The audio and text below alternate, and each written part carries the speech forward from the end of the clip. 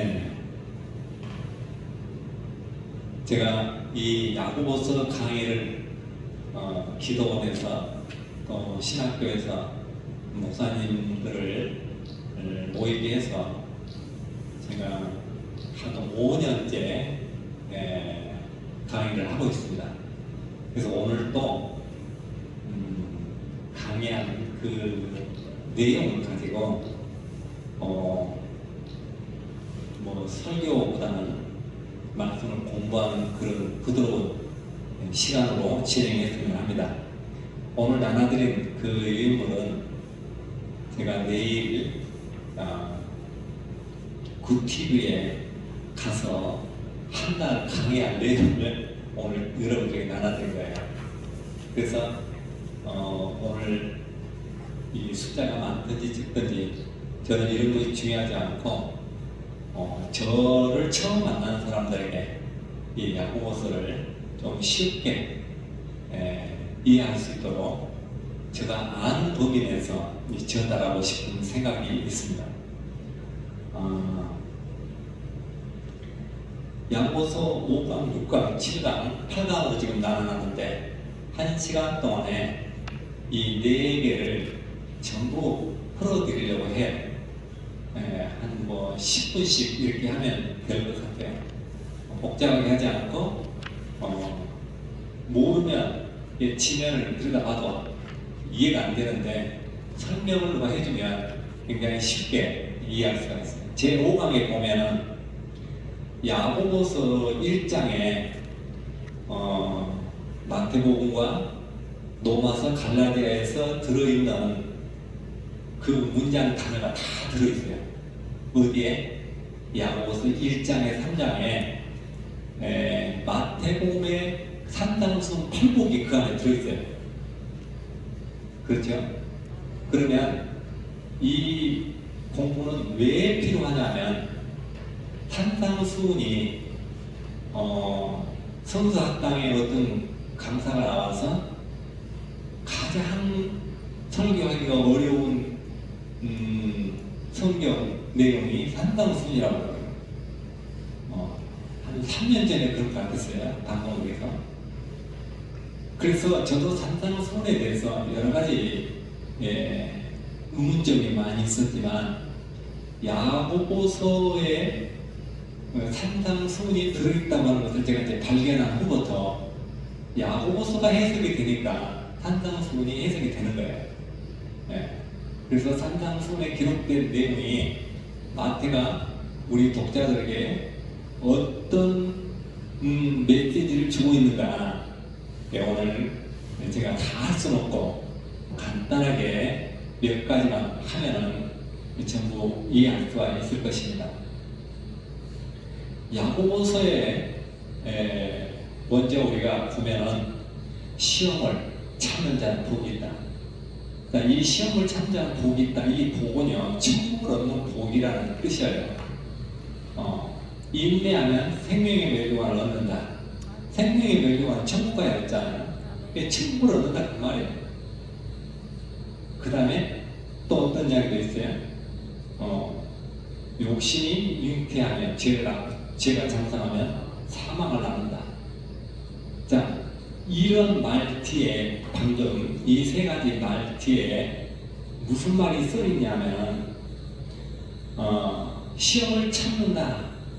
천국을 얻는다 해놓고 그 다음에 뭐라고 기록되어 있냐면 하나님은 시험하시지 않는다 그랬어요. 그 다음에 인내하는 생명의 멸류관을 얻는다 해놓고 그 다음에 뭐라고 써놨냐? 인내에서 얻는 것이 아니라 구하라라고 써있어요. 그 다음에 욕심이 잉태하면 죄를 낳고 죄가 장성하면 사망을 낳는다. 그렇게 써놓고 그 다음에 이 말에 속지 말라 그렇게 써있어요. 그 다음에 뭐라고 써있느냐? 낳는다는 말을 2번 했잖아요.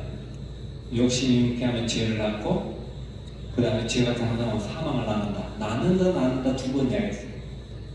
그런데 그 다음에 써있는 것도 낳는다라고 마무리해요. 우리가 하나님의 자녀가 되는 것은 욕심을 내가 잉태하고 안 하고 죄를 내가 장성하고 안 하고 이런 것이 아니고 하나님의 자녀가 되려면 어떻게 되느냐, 그것이 야고보 저자가 우리에게 주는 답이에요. 진리의 말씀으로 낳는다라고 써있어요. 그러니까 진리의 말씀으로 낳는다, 욕심을 잉태하지 않아서 하나님 자녀가 된다, 죄를 장성하지 못하게 해서 하나님 자녀가 된다, 이 문제가 세 가지 있다면 어떤 것이 맞는 거냐 이렇게 물어보면 말씀으로 낳는다는 말에다 전부 다 공표를 쳐요. 그런데 이것을 누가 가르쳐주지 않으면 어떤 말이 답이고 어떤 말이 문제인지를 잘 몰라요. 그래서 이 야고보 저자는 굉장히 쉽게 글을 썼는데 우리는 이 글이 이해가 안 되는 거예요. 그래서 우리만 안 되는 것이 아니라 1522년도에 루터도 야고보서는 성경이 아니다, 율법과 행위를 뒤섞여 놨다, 그렇죠? 성경을 침해했다, 그는 사도가 아니다, 이렇게 정의를 했어요. 그 다음에 누구든지 앞으로 은혜와 행위에 대해서 논리적으로 일치를 시키면 자기 박사함을 벗어서 그 사람에게 주겠다고 그랬어요. 그러니까 루터도 야고보서를 전적으로 처음부터 끝까지 다 부정했어요. 이게 성경이 아니다. 그런데 4장 17절 하나는 괜찮다고 했어요. 4장 17절에 뭐라고 써있느냐면 선을 알고도 행치 아니하면 죄인이라, 그건 괜찮다고 루터가 그랬어요. 그리고 그 외에는 다 잘못됐다고 그래요. 그래서 제가 이런 내용들을 오늘 간단하게 말씀을 드리려고 합니다. 야고보서 1장 1절에 보면 어떤 말이 써있느냐면 12지파에게, 흩어져 있는 12지파에게 편지한다 이렇게 써있어요. 자, 편지한다, 그 말은 자주 가까이 만날 수 없는 거리에 있다는 이야기죠. 편지를 했다는 이야기는. 그래서 야고보 저자는 그들에게 늘 필요한 말을 전해줄 수 없기 때문에 그들에게 편지하는데 편지의 내용이 뭐냐, 방금 50%는 이렇게 하라 해놓고 시험을 참는 자는 복이 있다 해놓고 시험을 하나님이 하시지 않는다. 그럼 그 시험을 참아야 된다는 말 누가 하냐고요. 누가 해야 되냐고요. 그러니까 1장, 2장, 3장, 4장, 5장까지 인내와 시험에 관한 것들이 이렇게 많이 나와요. 그런데 시험을 참아라, 인내해라, 그 다음에 욕심을 잉태하면 안 된다, 장성하면 안 된다, 죄가. 그러면 죄가 장성하지 못하도록 하면은 생명을 낳아야 되는데 그 생명을 낳냐고. 제가 볼 때는 그 말이 안 돼. 논리적으로 앞뒤가 안 맞아요. 그래서 50%는 율법을 써놨고요, 50%는 복음을 써놨어요. 분리해서 보면. 그래서 제가 그 공부하는 그 내용을 오늘 가지고 오지 않았는데 50%는 율법을 이렇게 한쪽에다가 이렇게 정리를 해놓고 50%는 저자가 우리에게 주고자 하는 메시지를 써놨어요. 예를 들어서 오늘 읽은 본문이 사랑에 대해서 이야기를 해요. 근데 야고보 저자는 사랑이 무언가를 1장, 2장, 3장, 4장, 5장에 대해서 쭉 이야기를 해요. 사랑에 대해서. 그런데 사랑에 대해서, 사랑이 뭐냐? 사랑은 야고보서와 요한 1서에 너무나 그 내용이 똑같아요. 야고보서의 답이 요한 1서에 있고 요한 1서의 문제가 야고보서에 풀려져요. 그런 것을 이제 우리가 많이 뭐 주석가들이 신학자들이 그걸 발표를 하지 않아. 예. 이게 사랑에 대해서 요한의 일서에는 뭐라고 써있느냐? 사랑은 어떻게 써있냐면 사망에서 생명으로 옮긴 거라고 써있어요. 사랑은 사망에서 생명으로 옮기는 거예요. 그럼 사랑하지 않는 것은 뭐냐? 사랑은 사망의 생명으로 옮기는 건데 사랑하지 않는 것은 요한일서에 뭐라고 써있냐? 사망 가운데 그대로 거하게 방치하는 거예요. 네. 이것이 이것이 사랑인데 생명을 살리는 것이 사랑인데 그러면 야고보서에는 어디에 이 사랑이 써있느냐면 오늘 본문의 2장 8절에 최고한 법 이 사랑에 대해서 너희들이 알면 좋다고 해요. 최고한 법은 최고란 말은 최고장이 법원에서 나가오죠. 가장 급한 법이 최고한 법이에요. 사랑이라고 하는 것이 하나님께서 우리에게 증한 법 중에 가장 급한 법이에요. 사랑에 대해서 뭐라고 야고보서 2장 25절에 말하냐면 나처럼 나비 행함으로 의롭다함을 얻었다 이렇게 써있어요. 그러면 나의 행함은 뭐냐? 나의 행함 우리는 행함이 있는 믿음과 행함이 없는 믿음에 대해서 헷갈리는데 행함이라고 하는 것은 저자 야고보가 헐벗은 자에게 먹을 것을 입을 것을 나눠주라고요. 이것이 행함이 있는 믿음이라 문자적으로 그렇게 써있어요. 그런데 문자적으로는 그렇게 써있지만 전체적인 문맥으로 봤을 때 사랑은 나처럼이고 아브라함처럼이에요. 그러면 나압은 자기 가족 친척 형제들을 사망의 성에서 생명으로 옮겼어요. 그러니까 사랑이라는 것은 뭐냐? 사망에서 생명으로 옮기는 거고 누구처럼?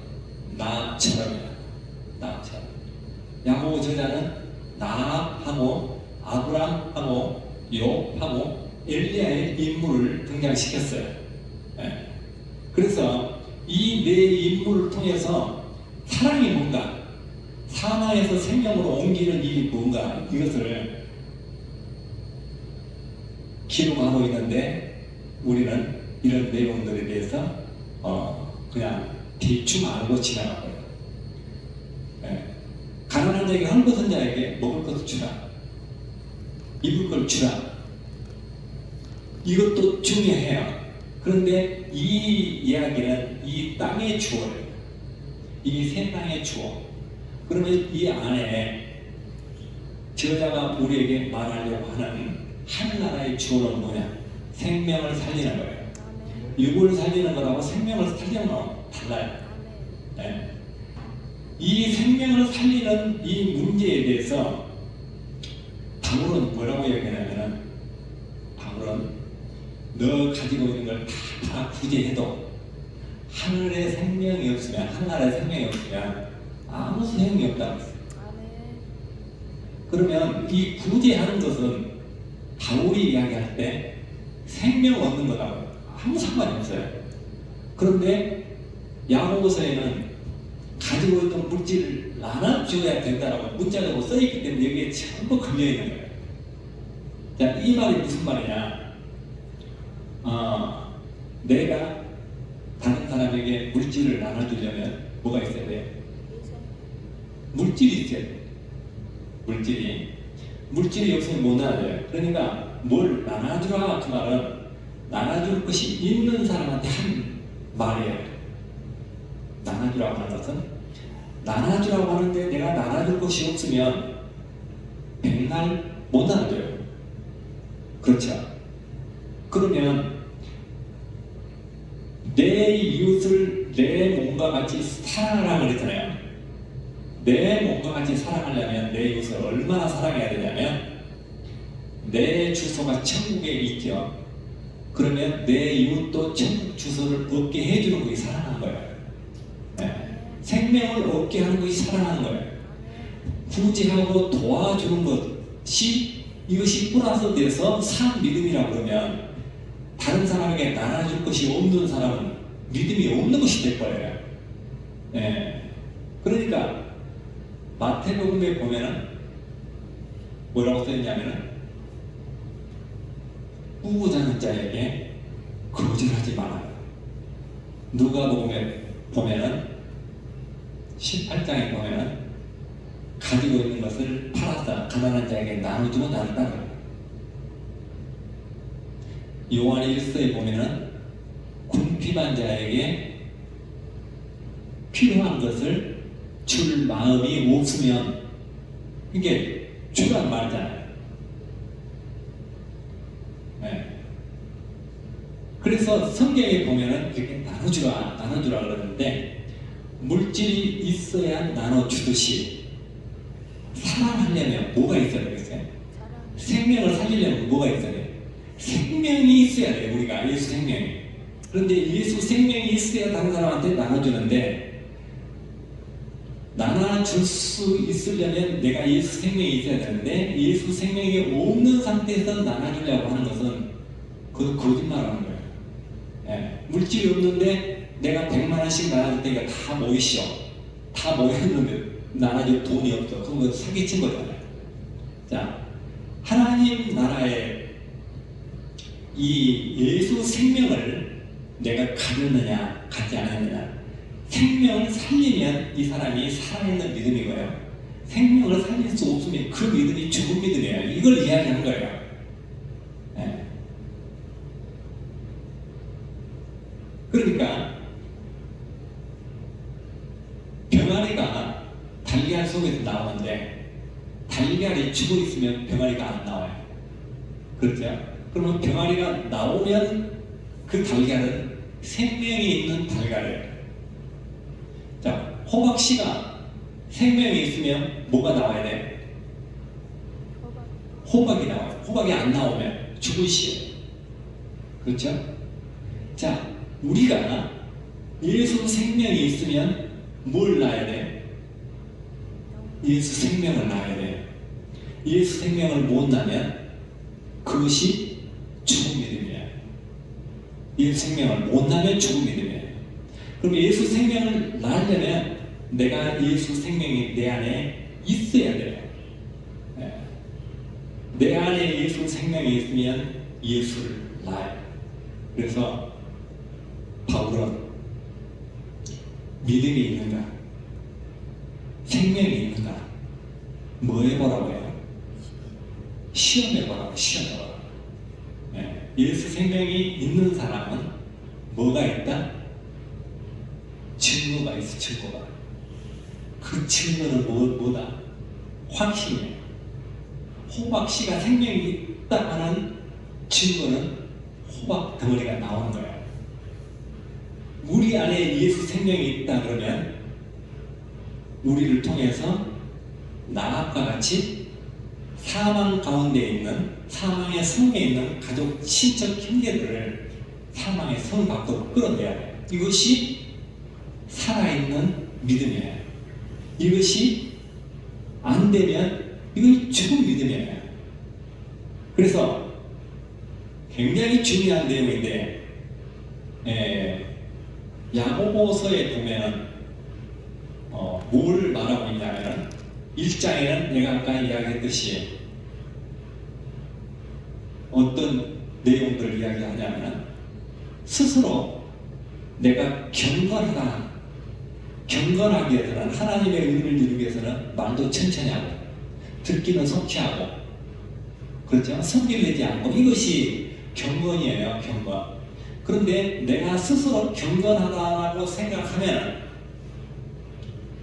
저자는, 야고보는 뭐라고 기록하고 있냐면 나 자신을 속이는 거다. 그러면 나 자신을 속이는 거라고 써있기 때문에 스스로 경건은 안 된다, 그런 뜻이에요. 그럼 경건할 수 있는 방법을 하나 써놨어요. 몇 가지. 입에다 재갈을 물리라, 말처럼. 말에다 재갈을 못 물리기 때문에 경건은 불가능하다, 그런 뜻이에요. 그 다음에 경건하려면 또 방법이 하나 또 제시해요. 태성에 속하지 않아야 돼요. 그럼 지구를 떠나면 가능하다 그런 뜻이에요. 예. 목성이나 화성, 금성에 가 있으면 된다는 뜻이에요. 그 시대에 2000년 전에 이런 문자를 인용한 거예요. 문학적으로.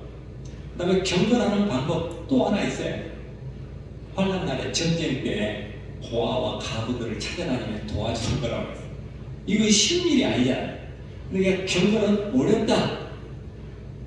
그러니까 경건하려면 내가 남을 말을 천천히 하고 성질 내지 않고 하는 것은 뭐가 조정해요?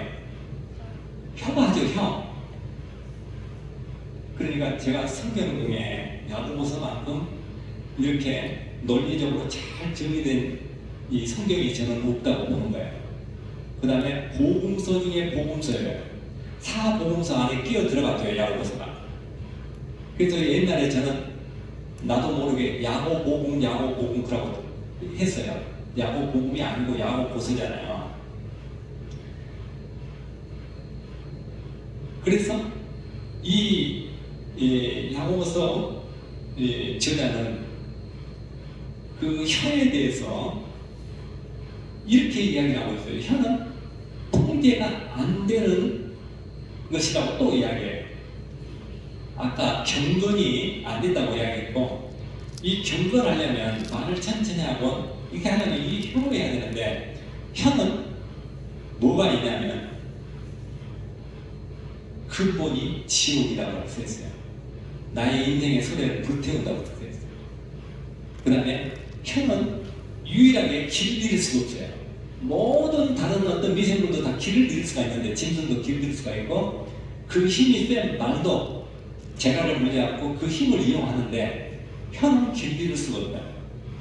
그러니까 이 사람의 혀를 도저히 통제할 방법이 없으니까 야고보 저자는 재갈을 물리라고 그렇게 하는 거예요.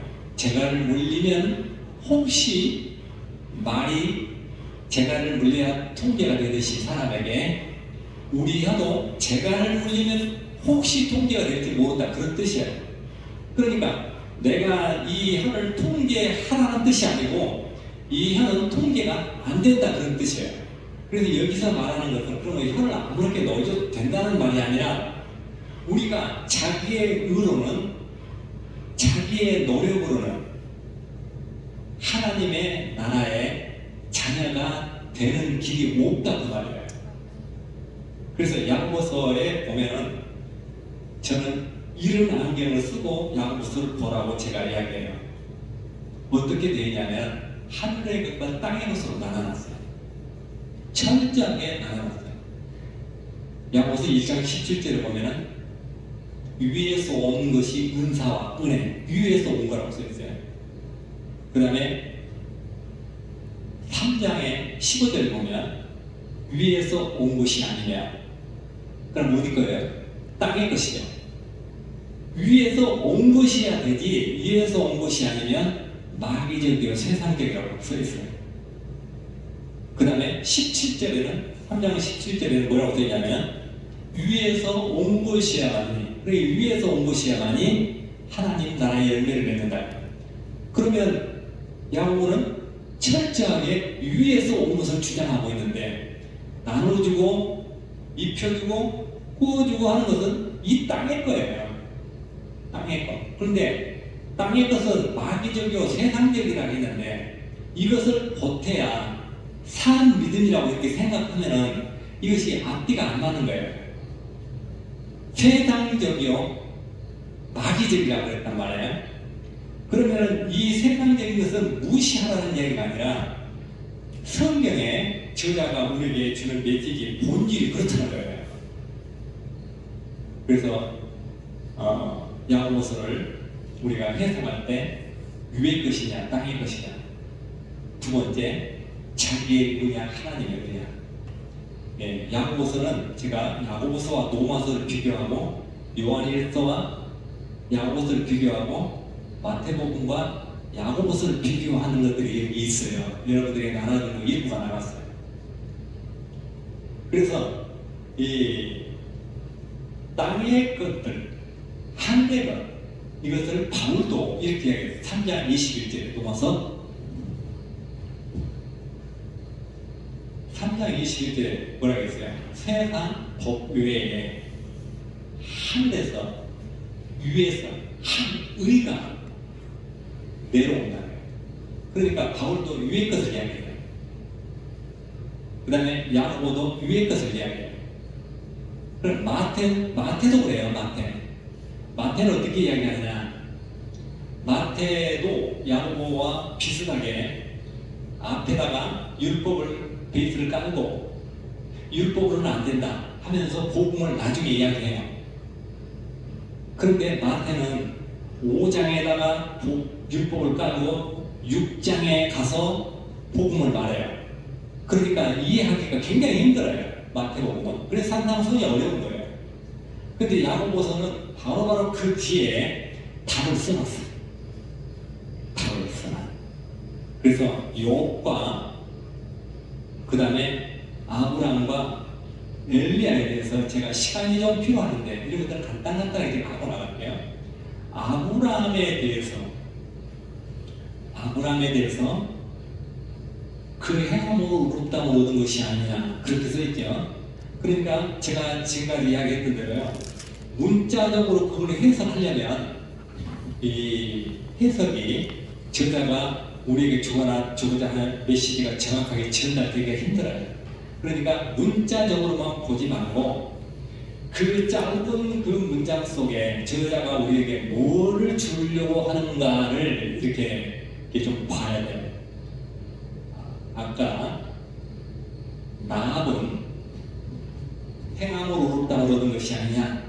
그 행함 속에 자기가 잠깐 숨겨두고 도망가게 하고 그 다음에 군인한테 거짓말을 하고 이렇게 자기가 노력해서 그 나합의 지혜로 그가 그 사망의 성에서 빠져나간 거지만 그 나합을 인용한 것은 그곳에 정탐꾼을 보냈죠. 정탐꾼을 보냈는데 정탐을 하면 안 되는 거예요. 38년 전에 정탐해서 다 조상들이 다 죽었는데 또 정탐을 하면 안 돼.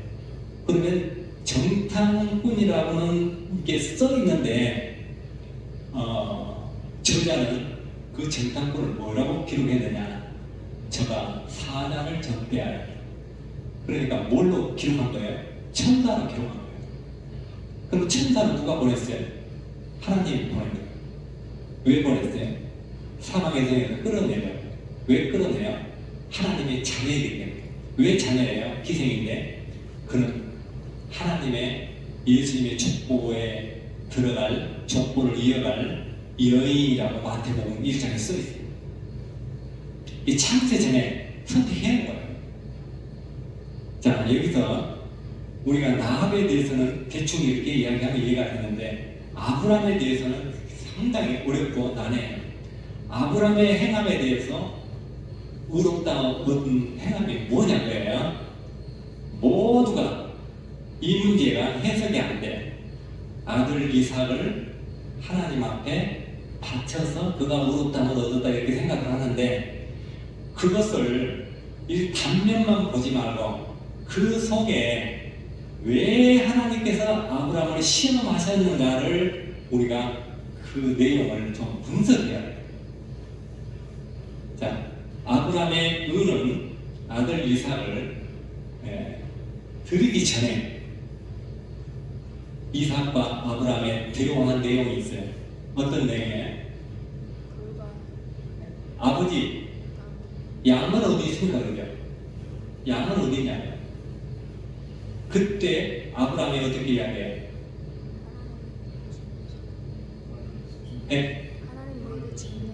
하나님이 준비했다. 하나님이 준비했다라고만 알면 안 되고 그 성경에 저가 자기를 위하여 양을 준비한다고 했어요. 저가 누가? 하나님이 누구를 위하여? 하나님 자신을 위하여 양을 준비해요.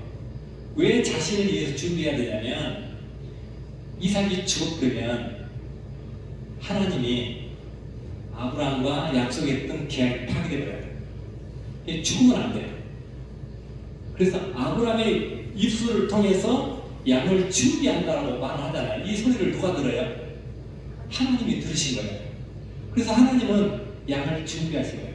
그래서 나합에게 천사를 보낸 것처럼 아브라함에게는 이삭이 죽음하는데 뭘 보냈어요?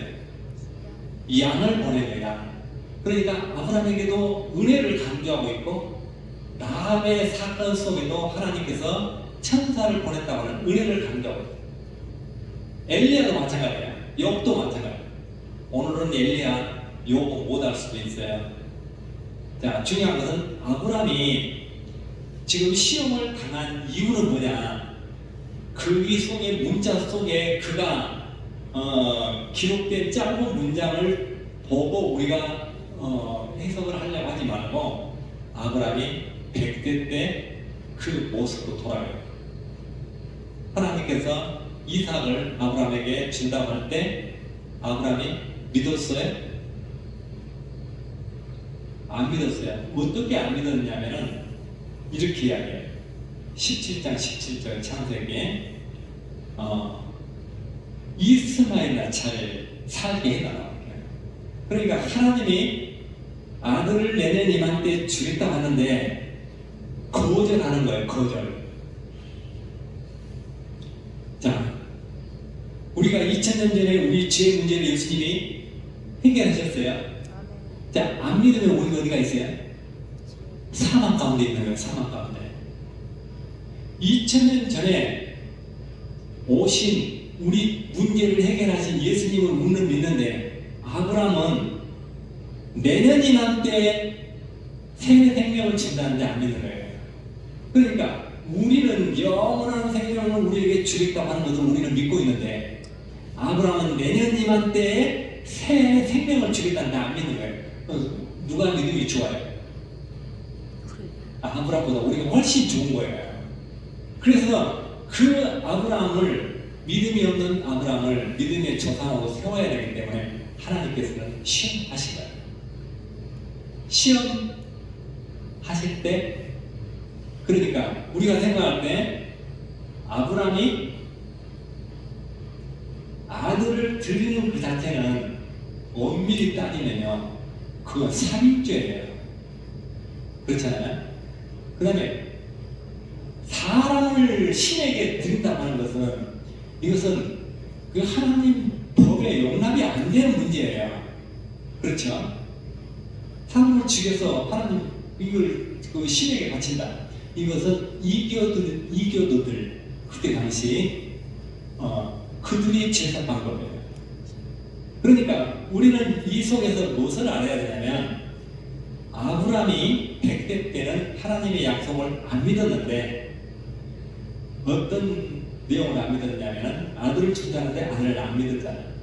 그럼 하나님은 아들을 이미 안 믿어도 아들을 주었기 때문에 어떻게 시험을 해야 되냐면 이 아들을 죽이라 해놓고 아브라함의 입에서 아들이 죽지 않는다는 말이 나와야 그것이 믿는 거예요. 뭘 믿는 거예요? 그러면 하나님의 약속을 믿는 거예요. 약속. 자, 하나님과 우리의 관계는 뭐가 중요해요? 약속이에요. 약속. 그러니까 요한일서 2장 24절 보면 하나님께서 우리에게 약속한 것이 있는데 이 약속이 뭐예요? 영원한 생명이에요. 생명. 생명을 약속했어요. 아브라함에게도 아들을 주겠다고 하는 것은 생명을 약속한 거예요. 네. 이스마엘이나 잘 살게 해달라는 말은 하나님께서 우리에게 자기 노력으로 자기 육으로 아브라함의 계보에 들어오는 것을 하나님은 허용하지 않고 어떤 방법으로 허용해요? 약속으로 들어온 자들만 인정하는 거예요. 자, 우리가 하나님의 자녀가 되는 것은 하나님의 약속에 의해서 자녀가 되는 거예요.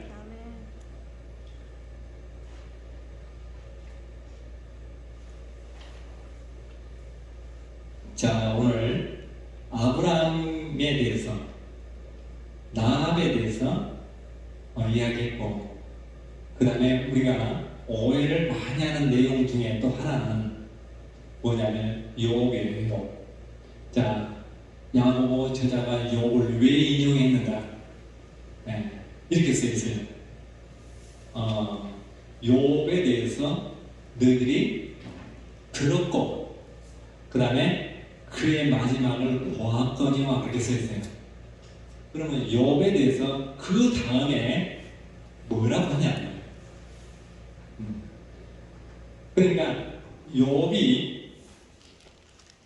인내하고 그 인내를 우리에게 배우라 한 것처럼 우리는 지금 이해하고 있는데, 야고보 저자는 어떤 내용을 지금 언급하려고 하냐면, 욥은 우리가 잘 아는 대로 하나님의 의의 저울에 자기를 달아보세요. 이렇게 하나님 앞에 한 게 아니라 자기 의를 달아보라고.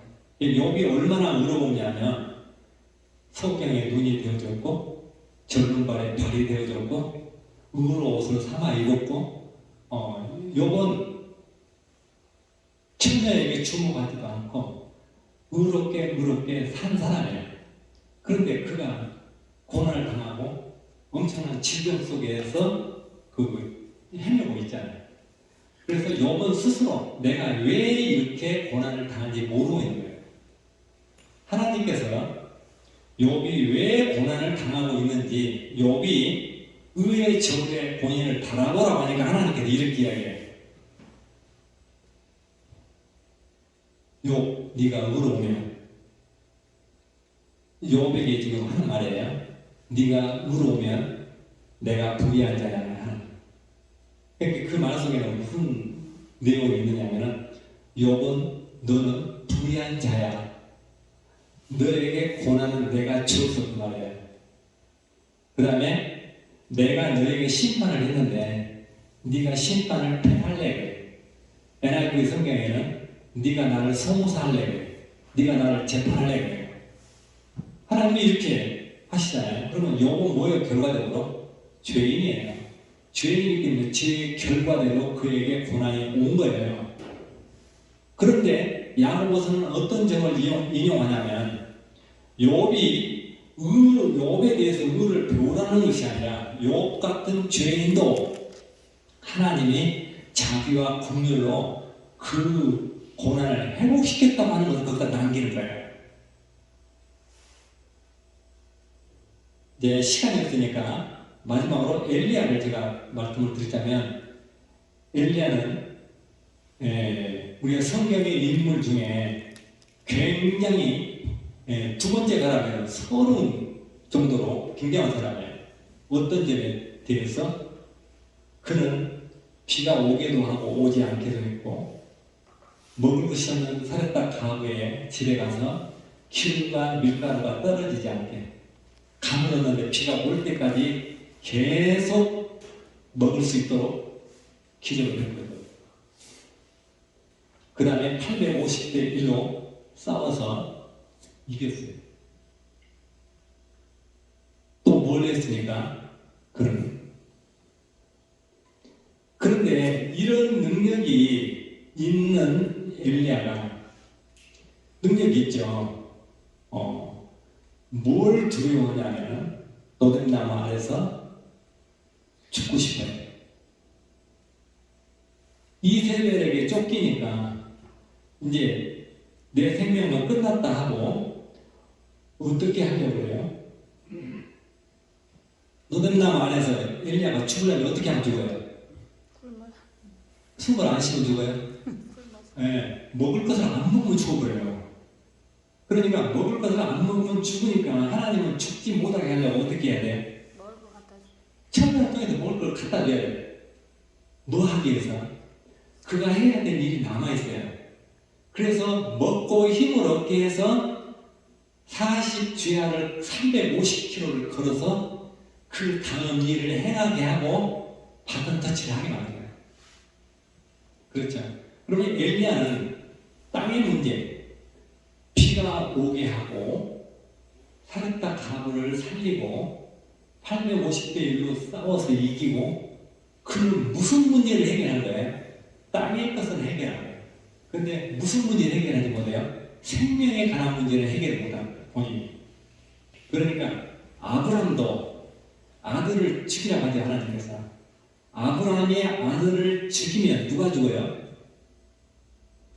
아들도 죽고 본인도 죽는 거예요. 대가 끊어지니까. 그러니까 아브라함도 죽이는 그 순간은 어떻게 봐야 되냐면 사망 가운데 있는 거예요. 양을 준비했기 때문에 생명으로 옮긴 거예요. 나도 정탐꾼이 천사가 안 들어가면 그 가족이 모이고 다 죽는 거예요. 천사를 접대해서 생명으로 옮긴 거예요. 누가 보냈어요? 하나님 보냈어요. 욥도 죄인이지만 하나님께서 자기가 긍휼로 그를 회복시키는 거예요. 그 다음에 천사를 보내서 엘리야에게도 먹게 해서 힘을 얻게 해서 하나님보다 이세벨을 더 두려워한 그 엘리야, 약하잖아요. 그렇죠? 그러니까 죽음 앞에서는 별로 일 없는 거예요, 모두가. 네. 그래서 350km를 주야로 걸어가겠다고 하는 것은 건강을 누가 주신 거예요? 하나님이 주신 거죠. 자, 우리가 누가 건강을 주셔서 여기 앉아있고 우리가 이 앞에 서 있습니까? 하나님이 은혜인 거예요. 자, 오늘 엘리야와 그 다음에 욥, 아브라함에 대해서 더 많이 이야기해보면 앞에 것을 까먹으니까 자료로 여러분들한테 들었어요. 이것을 보시고 야고보서가 해석이 되면 모든 성경이 뚫려요. 그래서 오늘 제가 시간이 나면은 누가복음에 있는 그 다음에 모세가 가나안 땅을 못 들어간 이유에 대해서 야고보서로 풀려고 내가 이걸 준비해 왔어요. 그래서 이런 내용들을 제가 다음 기회에 또 이렇게 알려드리기로 하고 기도하겠습니다. 사랑의 주님 감사합니다.